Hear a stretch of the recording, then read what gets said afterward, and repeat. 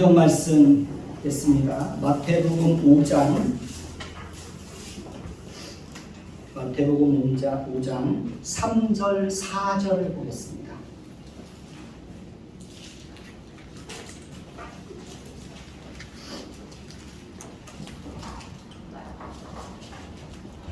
마태복음 5장 3절부터 4절까지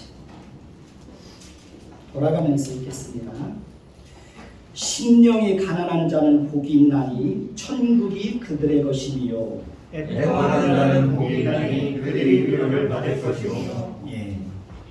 오늘부터 몇 주간 동안 하나님의 백성들이 또 갖추어야 될 성품에 대해서 또 함께 또 말씀을 나누는 시간을 갖도록 그렇게 하겠습니다.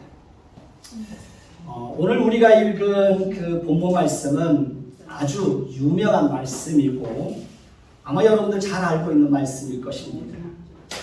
8가지 복이라고 해서 어떻게 부릅니까? 팔복이라고 불려지기도 하고, 산에서 이루어진 교훈이라고 해서 또 어떻게 불려집니까? 산상수훈이라고 부르기도 합니다. 이 산상수훈은 7장까지 이어지고 있습니다. 이제 좀 더 구체적으로 팔복의 말씀이 무엇인지에 대해서 살펴보는 가운데 오늘은 2가지만 살펴보도록 하겠습니다. 첫 번째로 우리가 살펴볼 주제는 심령이 가난한 자입니다. 한번 따라해서 봅시다. 심령이 가난한 자. 오늘 말씀 마태복음 5장 3절을 보시면 심령이 가난한 자는 복이 있나니 천국이 저희 것이미요 그들의 것이미요 라고 말합니다. 심령이 가난한 자는 어떤 사람일까요? 어떤 사람을 심령이 가난한 자라고 부를까요? 심령이 가난한 자는 자신의 연약함 또 자신의 무능함을 철저하게 깨닫고 오직 하나님만을 의지하는 사람을 말합니다. 그러니까 심령이 가난한 자는 자신의 결심과 의지와 노력만으로는 절대로 하나님의 말씀에 순종할 수도 없고 믿음을 지킬 수도 없고 하나님의 백성답게 살아갈 수 없음을 철저하게 인정하고 오직 하나님의 은혜만을 구하고 바라보는 사람을 말합니다. 저는 군대 가기 전에 정말 열심히 특별한 사람이었습니다. 제가 볼 때도 정말 열심히 대단했습니다. 청년 때 20일 금식기도도 했습니다. 거의 매일 밤마다 산기도를 다니기도 했습니다. 저는 군대에 가서도 제가 정말 믿음을 잘 지킬 것이라고 자신만만했습니다. 군대에 가서 신앙을 저버리고 돌아오는 사람들을 보면 저는 이해가 안 됐습니다. 그런데 저는 제 의지와 결심과 상관없이 군대에 가서 믿음도 다 잃어버리고 제대를 했습니다. 군대에 가서 오히려 방황을 참 많이 했습니다. 그래서 저는 제 스스로의 의지와 결심만으로도 충분히 믿음을 지킬 수 있었다고 생각했던 그 생각이 얼마나 교만한 생각이었는지에 대해서 철저하게 깨닫게 되었습니다. 그리고 그 일 이후로 다른 사람들의 믿음을 판단하는 것에 대해서 매우 신중하게 되었습니다. 저는 지금도 자주 실패하고 자주 넘어지고 자주 절망에 빠지기도 합니다. 여러분은 베드로의 고백을 잘 아실 것입니다. 예수님께서 제자들에게 다음과 같은 말씀을 하셨습니다. 오늘 밤에 너희가 다 나를 버릴 것이다. 예수님의 말씀을 듣고 베드로가 대답했습니다. 모두 주를 버릴지라도 나는 나는 결코 버리지 않겠나이다. 예수님이 다시 말씀합니다. 내가 진실로 진실로 내게 이르노니 오늘 밤 닭 울기 전에 내가 3번 나를 부인할 것이다. 예수님의 말씀을 듣고 베드로가 다시 대답합니다. 내가 주와 함께 죽을지언정 주를 부인하지 않겠나이다. 베드로가 이 말을 할 때에 모든 제자들도 베드로와 똑같이 대답했다고 했습니다. 그런데 우리가 잘 아는 대로 베드로와 제자들은 어떻게 했습니까? 자신들의 결심과 의지와는 달리 예수님께서 무기력한 모습으로 로마 병사들에 의해서 잡혀가자 그들은 모두 한결같이 주를 버리고 다 도망가 버렸습니다. 심지어 베드로는 예수님을 부인하고 저주하기까지 했습니다. 베드로와 제자들의 모습을 통해서 우리가 깨닫는 것은 무엇입니까? 우리는 스스로의 의지와 결심과 노력만으로는 하나님의 말씀을 따라서 하나님을 섬기고 하나님의 말씀을 따라서 살아갈 수 없다는 겁니다. 그러니까 하나님을 섬기고 하나님의 말씀을 따라서 살아가는 데 있어서 우리는 철저하게 무능하고 무기력하고 한없이 나약한 존재라는 사실입니다. 저와 여러분들은 이러한 사실들을 끊임없이 경험하며 지금까지 살아왔을 것입니다. 인생도 마찬가지죠. 인생이 우리가 마음 먹고 계획한 대로 사라지는 것이 절대로 아니죠. 하루하루의 일상도 우리가 마음 먹고 계획한 대로 이루어지는 일이 별로 없습니다. 전혀 생각하지 못했던 일들이 우리의 일상생활 속에서 종종 이루어지는 것을 우리는 얼마든지 경험할 수 있습니다. 하루를 살면서 우리 개인과 자녀들과 교회와 나라와 가정 속에 무슨 일이 일어났는지 우리는 아무것도 알 수 없습니다. 이태원 참사로 인하여 그렇게 순식간에 많은 사람들이 죽을 것이라고 누가 감히 예상을 했겠습니까?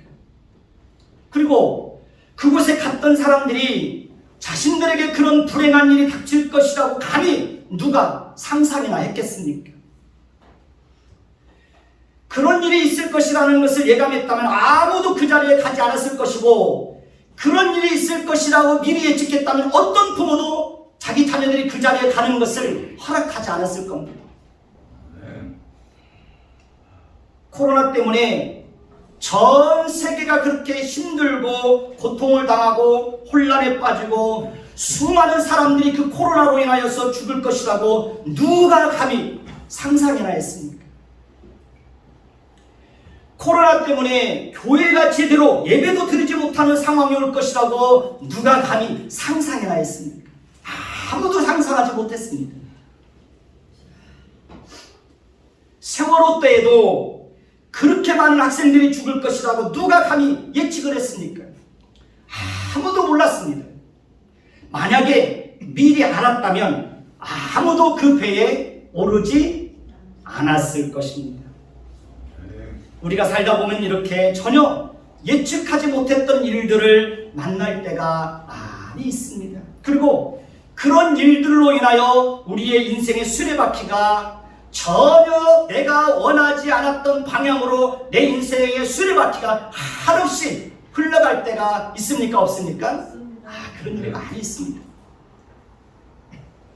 우리가 자녀들도 키워보면, 저도 내 자녀를 키우는 사람 아닙니까?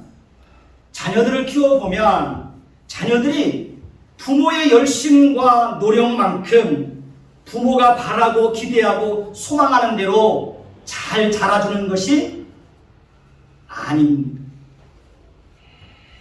우리가 자녀들을 키우다 보면 자녀들에 대해서 끊임없이 실망하고 좌절하고 분노하고 갈등하는 일들이 실제로 우리 속에서 있습니까? 없습니까?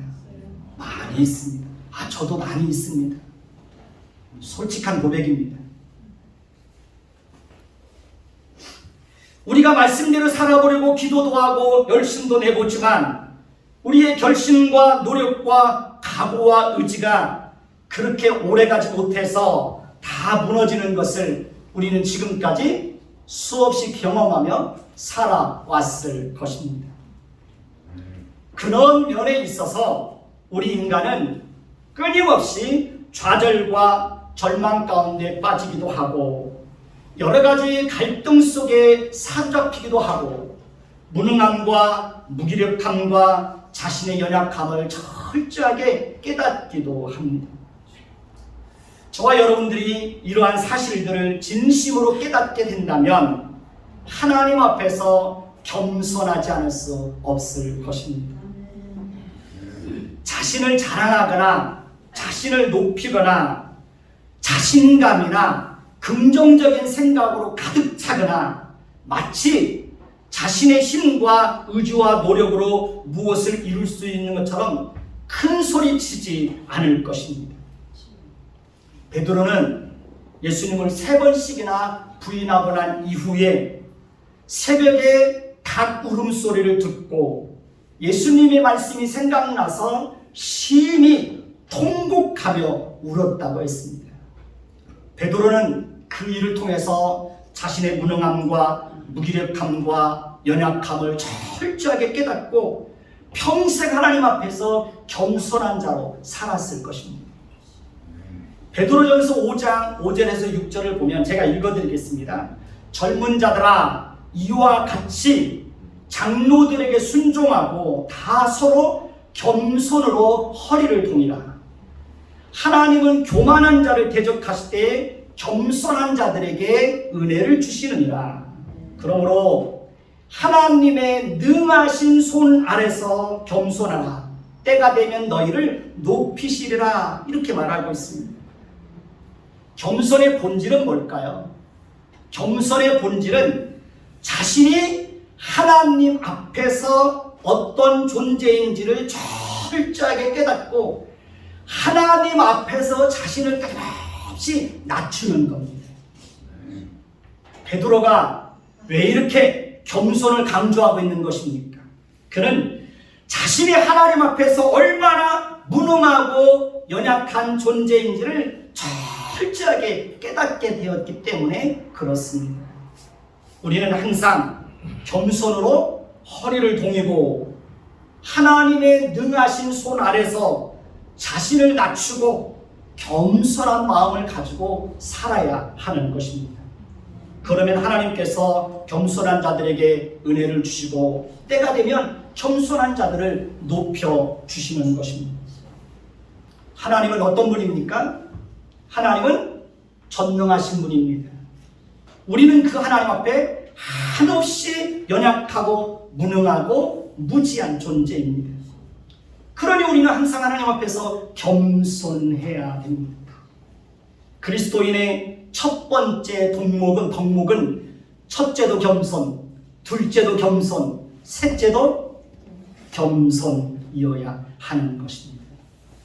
그리스도인이 하나님의 백성이 마땅히 가져야 될 첫 번째 성품은 뭡니까?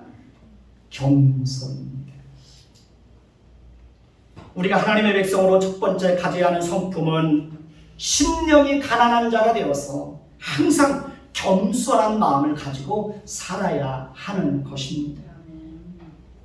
계시록 3장에 보면 라오디게아 교회를 향한 주님의 책망의 말씀이 기록되어 있습니다. 라오디게아 교회의 영적이고 신앙적인 상태는 차지도 아니하고 뜨겁지도 아니한 그저 그런 미지근한 상태의 모습이었습니다. 예수님은 그들의 그런 모습을 보면서 그들을 입에서 토하여 버리시겠다고 말씀하셨습니다. 그런데 예수님의 이러한 판단과는 달리 그들은 자만심과 교만으로 가득 차 있었다는 것을 알 수 있습니다. 그들은 스스로 생각할 때 나는 부자다, 나는 부족한 것이 없다라고 생각하고 있었습니다. 다시 말하면 그들은 신앙적인 차원에서 이만하면 됐다, 이만하면 됐다라고 생각하고 자신들이 정해놓은 어떤 기준과 선에서 벗어나지 않으면서도 스스로 생각할 때에 이 정도만 하면 그래도 잘하고 있는 거야 라고 스스로를 위로하고 칭찬하고 있었던 것입니다. 그런데 예수님은 그들의 판단과 생각과는 달리 그들의 영적이고 신앙적인 수준과 상태는 곤고하고 가련하고 눈멀고 벌거벗은 상태에 있었다고 말씀하고 있습니다. 한마디로 말해서 그들의 영적인 상태는 벌거벗은 모습이었다는 겁니다. 근데 그들은 스스로 생각할 때 이 정도면 됐어, 이 정도면 잘하고 있는 거야 라고 스스로를 칭찬하고 위로하고 있었다는 겁니다. 우리는 어떻습니까? 우리는 생각할 때 이만하면 됐어, 이 정도면 신앙생활을 잘하고 있는 거야 라고 혹 생각하고 있지는 않습니까? 스스로 어떤 선을 정해놓고 그 선 안에서만 움직이려고 하지는 않습니까? 여러분들이 정해놓은 선은 일주일에 한 번 교회에 나오는 것이 될 수도 있고 일주일에 몇 번 공적인 예배에 참여할 수 있는 것이 될 수도 있고 또 매일 새벽마다 와서 또 기도를 하는 것이 될 수도 있습니다. 하나님 앞에 물질을 드리는 것도 자신이 정해놓은 어떤 선 안에서만 드릴 수도 있습니다. 그리고 그렇게 하고서 이 정도면 잘하고 있는 거야, 이만하면 됐어 라고 생각하고 있다면 여러분은 신앙적으로 교만과 자만심으로 가득 차 있는 것이고 하나님이 보실 때에 심히 가련하고 눈멀고 벌거벗은 모습으로 살아가고 있다는 것을 기억해야 됩니다. 신앙적으로 교만과 자만심으로 가득 차 있는 것은 심령이 가난한 것과는 거리가 먼 겁니다. 예수님과 관계를 맺으면 필연적으로 반드시 심령이 가난한 자가 되고 천국은 바로 그런 자의 것이 되는 것입니다. 그러니까 예수님과 관계를 맺으면 그 사람은 필연적으로 하나님께 의존적인 사람이 되고 하나님 앞에서 항상 겸손한 마음을 가지고 살게 되는 것입니다. 그러니까 예수님과 관계를 맺으면 아무리 많은 것을 가지고 아무리 높은 직책에 오르고 아무리 많은 것을 배우고 알고 있다고 해도 진심으로 예수님과 인격적인 관계를 맺고 있는 사람이라면 필연적으로 그 사람은 심령이 가난한 자가 되어서 자신의 무능함과 무기력함과 연약함을 철저하게 깨닫게 됩니다. 그리고 자신의 힘과 능력과 지혜로 아무것도 할 수 없음을 하나님 앞에 정직하게 고백하며 그분께 의지하고 늘 하나님께 도움을 구하는 자로 살아가게 되는 것입니다. 여러분, 속담이 있죠? 벼는 익으면 익을수록 고개를 숙인다 라는 말이 있습니다. 믿음이 자라고 신앙이 자라고 하나님을 알고 자신이 어떤 존재인지를 깊이 자각하는 사람은 저절로 하나님과 사람 앞에서 어떻게 할까요? 머리를 숙이게 되는 것입니다. 여러분, 어린아이의 특징이 무엇인지 아십니까? 어린아이의 특징은 순수한 것도 깨끗한 것도 아닙니다. 어린아이는 절대 순수하지 않습니다. 어린아이들의 마음이 절대로 깨끗하지도 않습니다. 어린아이의 특징은 부모에게 철저하게 의존되어 있다는 것입니다. 그러니까 어린아이는 부모의 손길이 미치지 않으면 스스로의 힘으로 아무것도 할 수 없습니다. 부모가 다 해줘야 됩니다. 똥 싸고 오줌 싸면 어떻게 자기 스스로 처리할 수 있습니까? 부모가 다 해줘야 됩니다. 다 해주고 다 씻겨줘야 됩니다. 배고프다고 울면 젖을 물려주고 우유를 줍니다. 그러니까 어린아이의 생명은 오직 부모의 손길과 보호 아래서만 유지되고 보존될 수 있는 것입니다. 그렇게 어린아이들은 철저하게 부모에게 의존되어 있습니다.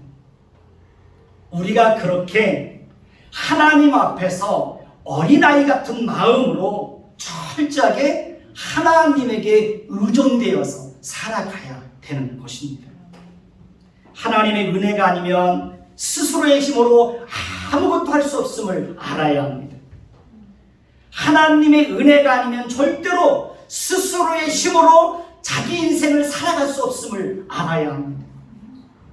하나님의 은혜가 아니면 스스로의 힘과 의지와 노력만으로는 절대로 하나님의 말씀에 순종할 수도 없고 하나님을 가까이 할 수도 없고 믿음을 지킬 수도 없다는 사실을 우리는 철저하게 깨달아 알아야 하는 것입니다. 그리고 우리가 그렇게 살 때 그런 사람들의 삶 속에 하나님의 통치가 임하는 겁니다. 하나님의 은혜가 임하고 하나님의 보호가 임하고 그렇게 심령이 가난한 자가 되어서 어린아이 같은 마음으로 철저하게 하나님께 의존되어져 살아가는 그 사람들의 세계 속에 하나님의 은혜가 끝없이 임하는 겁니다. 그래서 그런 사람들은 하나님 앞에 늘 그렇게 고백합니다. 하나님의 은혜입니다. 하나님의 은혜입니다. 늘 하나님의 은혜에 대한 고백이 그 입술에서 끊이지 않게 되는 것입니다. 그리고 예수님은 그런 자가 복이 있다라고 말씀하고 있습니다. 여러분들이 심령이 가난한 자가 되어서 늘 그렇게 어린아이같이 하나님을 의지하고 살고 있다면 여러분들이 복 있는 사람입니다. 우리가 두 번째로 살펴볼 주제는 애통하는 자입니다. 오늘 말씀에 보면 4절에 보면 애통하는 자는 복이 있나니 그들이 위로를 받을 것이요 라고 말씀합니다. 애통한다는 것은 자신 안에 있는 제약된 성품을 보고 슬퍼하는 것입니다. 인간은 태어날 때부터 유전적으로 죄성을 가지고 태어납니다. 죄성은 죄를 짓고 싶어 하는 강력한 성향입니다. 그래서 모든 인간의 마음속에는 그 죄성이 있어서 인간은 본능적으로 항상 마음과 생각이 죄로 기울어질 수밖에 없는 겁니다. 모든 인간의 마음속에는 누구나 할 것 없이 죄성이 자리를 잡고 있습니다. 큰 죄악 덩어리가 마치 암덩어리처럼 우리 마음속에 있는 겁니다. 죄성이 우리 마음속에 뱀처럼 또다리를 틀고 있습니다. 그래서 숨을 쉴 때도 우리는 죄를 생각합니다. 길을 걸을 때도 죄를 생각합니다. 누워있을 때에도 죄를 생각하고요. 심지어 선한 일을 할 때도 죄를 생각합니다. 여러분, 우리가 하나님을 예배하고 기도할 때도 때로는 뭘 생각하는지 아십니까? 죄를 생각합니다. 저는 그런 제 자신의 모습을 보고 소스라치게 놀랄 때가 있습니다. 기도를 하는 시간은 얼마나 거룩하고 경건한 시간입니까? 그런데 어느 순간에 잡념에 사로잡혀서 죄를 생각하고 있는 겁니다. 무섭죠? 그러니까 우리는 마치 물을 마시고 밥을 먹듯이 죄를 생각하고 죄를 범하면서 살아가는 겁니다. 가인이 자기 동생 아벨을 돌로 쳐 죽인 것도 그 마음속에 있는 죄성에 사로잡혀서 그런 악한 일을 한 것입니다. 다윗이 우리아의 아내인 바세바와 동침하고 우리아를 전쟁터에 내보내서 죽게 한 것도 순식간에 그의 마음속에 있는 죄성이 그를 사로잡아서 그런 죄 가운데 빠지게 한 것입니다. 사람들이 온갖 악하고 추하고 더러운 죄를 짓고 사람을 죽이고 강도짓을 하고 술 취하고 방탕하게 사는 것도 다 인간의 마음속에 있는 그 죄성에 사로잡혀서 살아가고 있기 때문에 그러는 것입니다. 우리가 하나님의 말씀에 불순종하고 하나님을 거역하고 거스르는 것도 죄성이 우리 마음과 생각과 우리의 인격을 지배하고 있기 때문에 그러는 것입니다. 우리 인간은 태어날 때부터 잉태할 때부터 죄라는 성분으로 잉태하게 되고 태어날 때부터 죄인으로 태어나는 겁니다. 죄는 본능과 같은 것입니다. 배고프면 본능적으로 밥을 먹습니다. 졸리면 본능적으로 뭐합니까? 잠을 잡니다. 그렇듯이 우리 안에 있는 죄성은 언제라도 어떤 상황 속에서라도 본능적으로 그 죄성을 드러냅니다. 그래서 우리 안에 있는 그 죄성이 늘 사람을 넘어뜨리고 좌절하게 만들고 낙심하게 만들고 실패한 인생을 살게 만드는 것입니다. 여러분, 죄성은 정말 무섭고 강력한 힘을 가지고 있습니다. 그래서 어느 누구라도 그 죄성에 의해서 완전히 그 인격과 그 마음과 그 생각이 사로잡히게 되면 무서운 살인죄를 범할 수 있고 간음죄도 범할 수 있고 그보다 더 무서운 끔찍한 죄도 범할 수 있는 것입니다. 여러분, 죄성은 아무리 착하고 선한 사람처럼 보이는 사람이라고 할지라도 그 사람으로 하여금 얼마든지 잔인하고 끔찍한 죄를 저지르게 할 수 있습니다. 얼마 전에 소아동에서 40대 가장이 자기 부인과 두 아들을 살해한 사건이 있었습니다. 그가 한순간에 죄성에 사로잡히니까 그런 끔찍한 죄를 저지르는 거예요.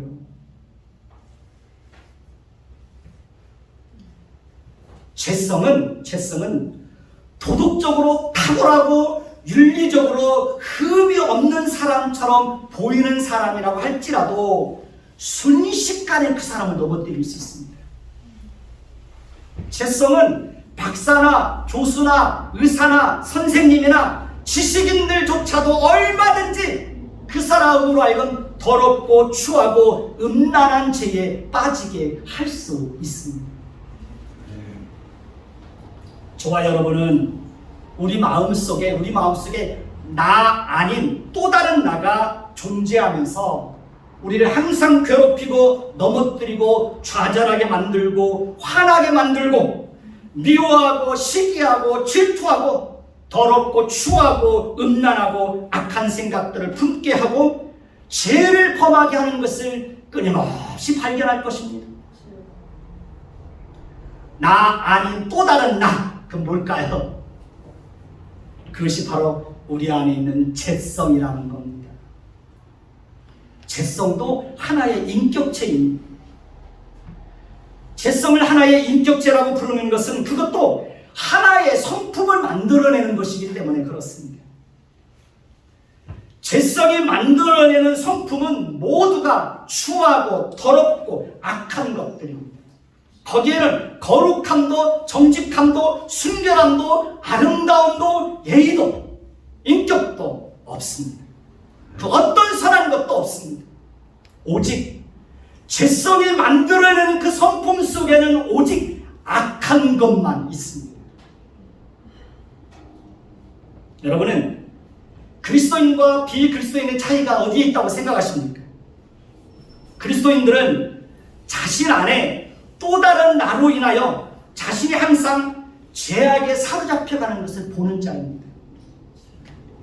마치 독수리나 매나 사나운 짐승들이 순식간에 사냥감을 낚아채가듯이 우리 인간의 마음속에 있는 죄성도 조금이라도 틈만 보이면 그 틈을 절대로 놓치지 않고 순식간에 마음과 생각과 입술과 인격을 사로잡아서 제약된 성품을 드러내게 하는 것입니다. 그리스도인은 바로 이런 자신의 모습을 보면서 슬퍼하고 괴로워하고 마음 아파하고 갈등하는 겁니다. 그런 자신의 내면 속에 있는 그런 제약된 성품 때문에 애통하는 겁니다. 그게 그리스도인입니다. 저 역시도 마찬가지입니다. 저는 신학교 다닐 때 하나님께서 제 마음속에 있는 악하고 더럽고 추한 제약들을 적나라하게 드러내서 보여줬던 적이 있습니다. 그래서 제 안에 있는 그 제약들을 보면서 너무 힘들고 괴로워가지고 한동안 잠을 못 자고 밤거리를 헤매면서 그렇게 갈등하고 지냈던 적이 있습니다. 저는 그때 제가 얼마나 추하고 더러운 죄인지를 철저하게 깨닫게 되었습니다.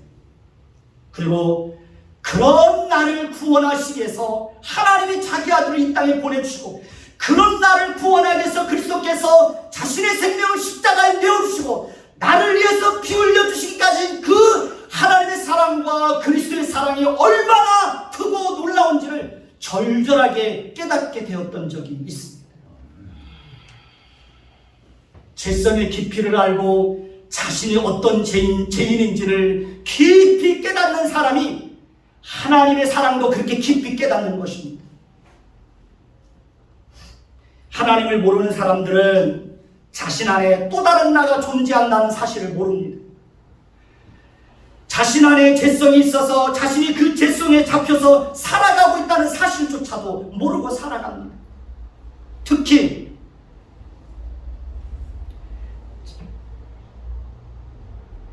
그래서 하나님을 모르는 사람들에게는 양심의 갈등이 별로 없습니다.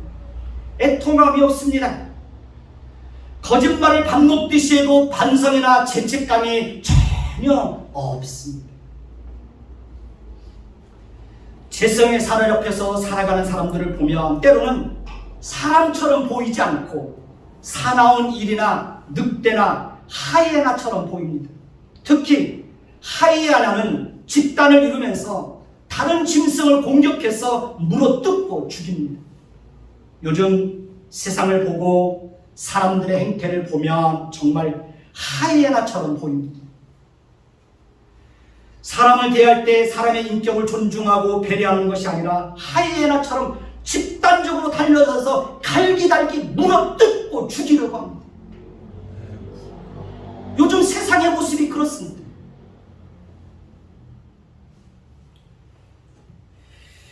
그래서 저는 요즘 세계관의 중요성에 대해서 다시 한번 깊이 묵상하고 있습니다. 세계관이란 무엇입니까? 세계관은 세상을 바라보고 사람을 바라보고 사건을 바라볼 때 어떤 안경을 쓰고 바라보느냐 하는 것입니다. 그 세계관은 무엇을 보고 무엇을 듣느냐에 따라서 그 세계관은 달라지는 겁니다.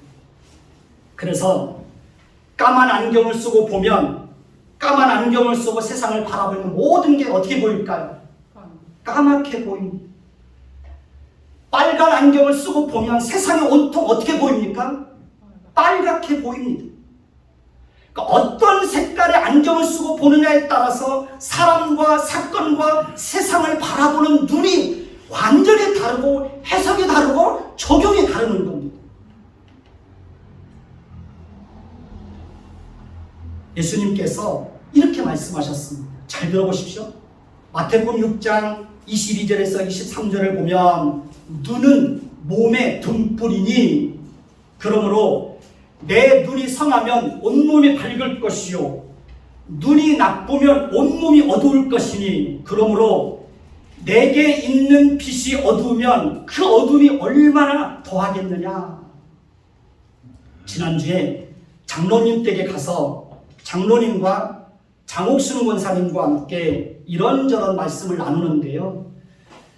장옥순 권사님께서 하시는 말씀이 장로님은 미운 구석이 하나도 없답니다.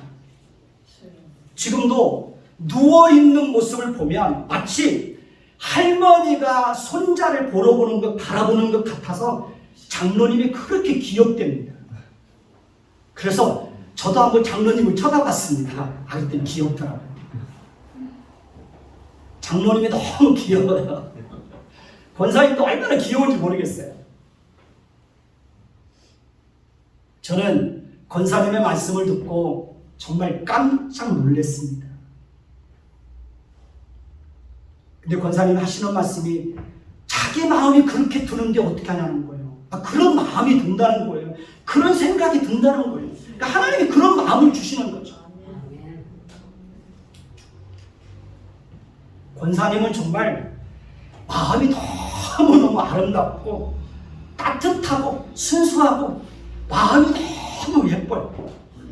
그래서 제가 권사님의 그 말씀을 듣고 저희 집에 돌아와가지고요, 그 생각이 머릿속에서 떠나질 않는 거예요. 권사님이 소녀처럼 예뻐 보이는 거예요.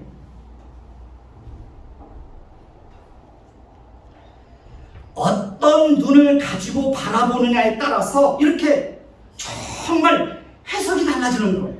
그렇죠? 그러니까 밝고 긍정적이고 선한 눈을 가지고 있는 사람은 항상 밝고 긍정적이고 선한 눈을 가지고 모든 것을 바라보는 거예요. 그리고 그런 사람은 자신의 인생을 굉장히 밝게 살아가요. 긍정적으로 살아가요. 선한 마음을 가지고 살아가요.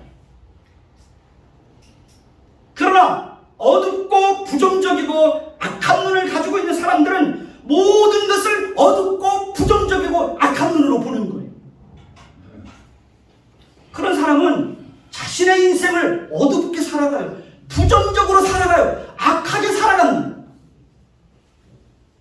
저는 저와 여러분들이 타락하고 부패한 본성에서 나오는 까만 안경을 쓰고 사람을 바라보지 않았으면 좋겠어요. 왜 그렇게 까만 안경을 쓰고 사람을 바라봅니까?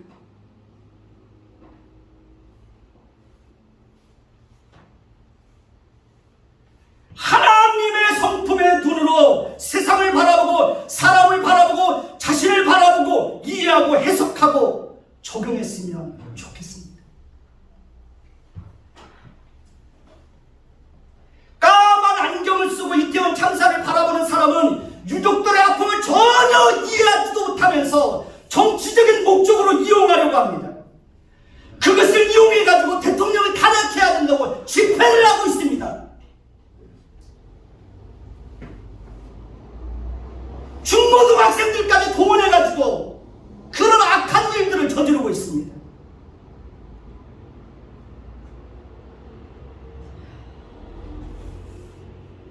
정말 어른들이 부끄러운 줄도 모르고 그런 사악한 일들을 하고 있습니다.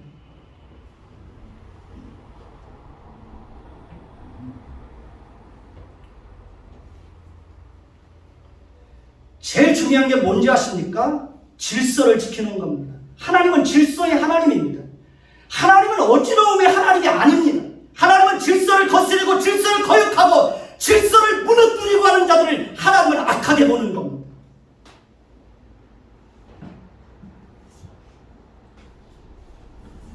하나님의 성품으로 이태원 참사를 보는 사람은 유족들의 아픔을 이해하고 그들을 긍휼히 여기고 그들이 빨리 아픔에서 벗어나서 일상으로 돌아가도록 돕는 겁니다.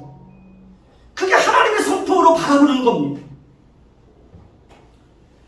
그리스도와 관계를 맺고 있는 사람은 필연적으로 애통하는 자가 됩니다. 왜냐하면 그리스도와 관계를 통해서만 자신 안에 있는 또 다른 나인 죄성의 실체를 발견할 수 있기 때문에 그렇습니다. 그리스도와 관계를 통해서만 자신 안에 있는 마음의 실체를 바라볼 수 있게 되는 것입니다. 자신의 마음의 실체를 바라볼 수 있는 사람들만이 진정으로 애통할 수 있고 진정으로 하나님과 사람 앞에서 겸손한 자로 살아갈 수 있게 되는 것입니다. 사랑하는 성도 여러분, 여러분은 애통하는 자가 왜 복이 있는지 아십니까? 그 이유는 그들에게 하나님의 위로가 임하기 때문에 그렇습니다.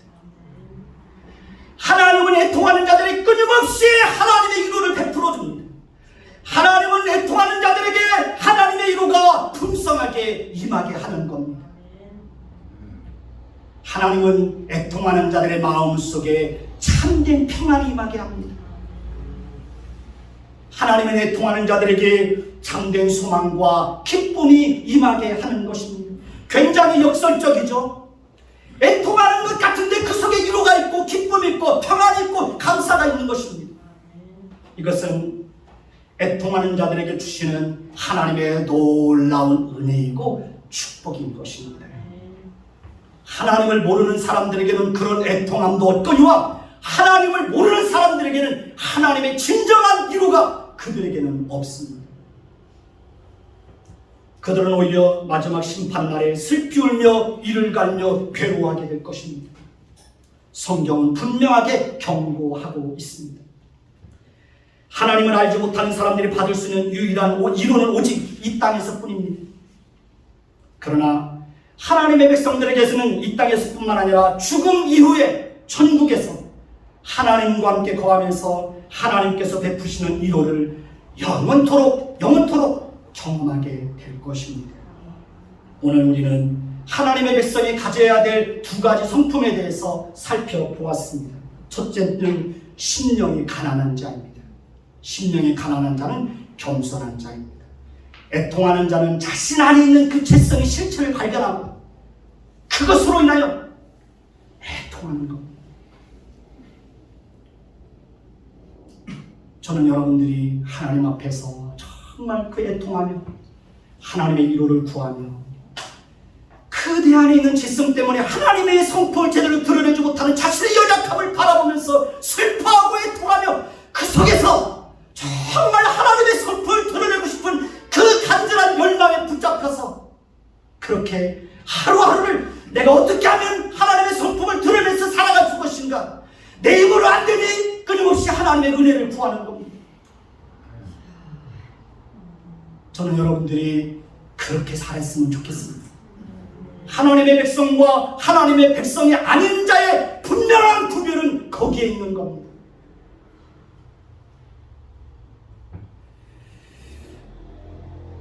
첫째도 겸손이요, 둘째도 겸손이요, 셋째도 겸손. 늘 겸손한 자의 모습으로 살기를 예수님의 이름으로 축원해 드리겠습니다. 기도하겠습니다.